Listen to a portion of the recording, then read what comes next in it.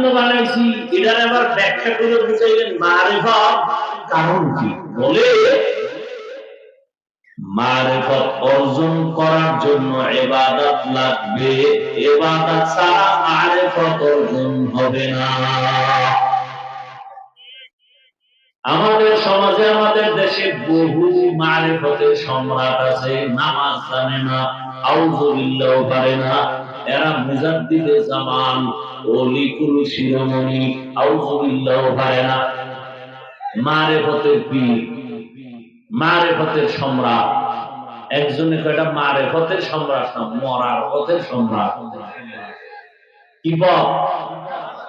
শরিয়াতরা মুকদ্দমদার আকবর মারিফত আজ শরিয়াতিন সিতবেরু শরিয়াতুহু তরিকতুহু তামামি হকীকত মে মুহাম্মদ কি গুলামি।